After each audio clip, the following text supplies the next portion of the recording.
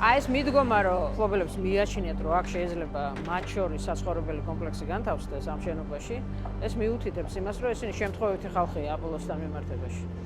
ესენი არიან ფულიანი ადამიანები, რომლებსაც შეეძლოთ ყველაფრის ყიდვა და იყიდეს აპოლო. არა იმიტომ, რომ აპოლო ყოფილიყო მნიშვნელოვანი ქალაქისათვის, არამედ მათ დაინახეს უბრალოდ საბაზრო ღირებულება, რომელიც წლებთან ერთად იზრდება კონკრეტულად ამ ქუჩაზე. მფლობელი მას სხვადასხვა დროს, სხვადასხვა ყავდა. 1992 წელს მოხდა პირველი გასხვისება ამ შენობის და მაშინ კანონი არ იცნობდა სახელმწიფო საკუთრებაში არსებული კულტურული მემკვიდრეობის ძეგლის სტატუსის მქონე შენობის პრივატიზაციას.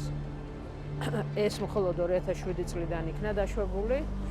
ამიტომ ძალიან საინტერესოა რეალურად როგორ მოხდა. 2002 წელს სააქციო საზოგადოება ქართულმა ფილმმა ის გაყიდა და ხელშეკრულებაში ეწერა, რომ მისი ახალი მფლობელი ვალდებული იყო, რომ ამ შენობის ფუნქცია შეენარჩუნებინა მხოლოდ 10 წლის მანძილზე.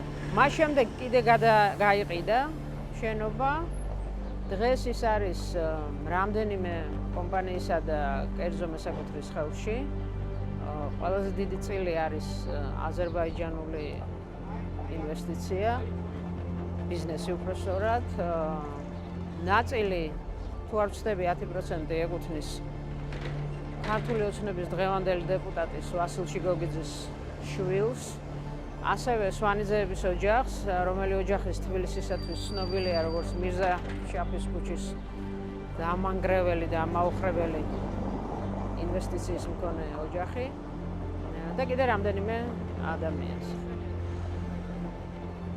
ამ შენობის არქიტექტურა განსაზღვრა შენობის ფუნქცია.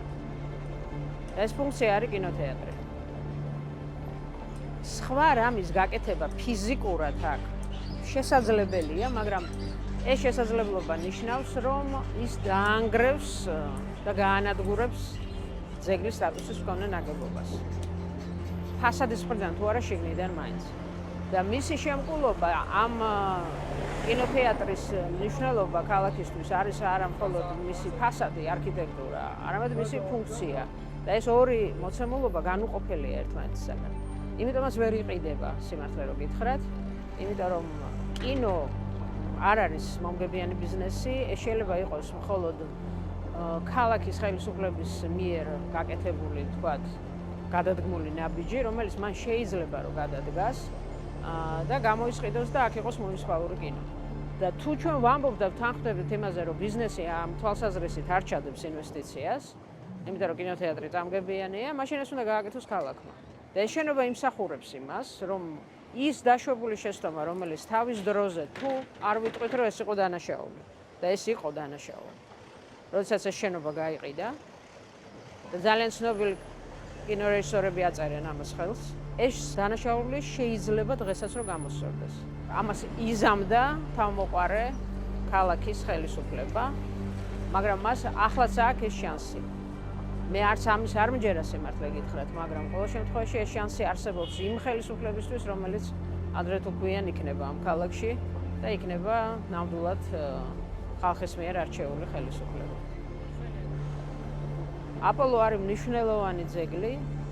აპოლოს ფუნქცია და არქიტექტურა არის განუყოფელი ფენომენი. მისი გარდარჩენა შესაძლებელია და ის ძალიან ბევრ სიურპრიზს ვიმზადებს ჩვენს, იმიტომ რომ რამდენიმე წლის წინ მოხდა შიდა სივრცის კვლევა რესტავრაციის თვალსაზრისით და გამოვლინდა რამდენიმე ფენა მხატვრული შემკულობის. ძალიან სწორი მიდგომის და სწორი პატრონის, სწორი მეთოდოლოგიური რესტავრაციის საფუძველზე შეიძლება იმაზე მეტი ინფორმაცია იყოს, ვიდრე ეს დღეს აგვაქვს ჩვენ.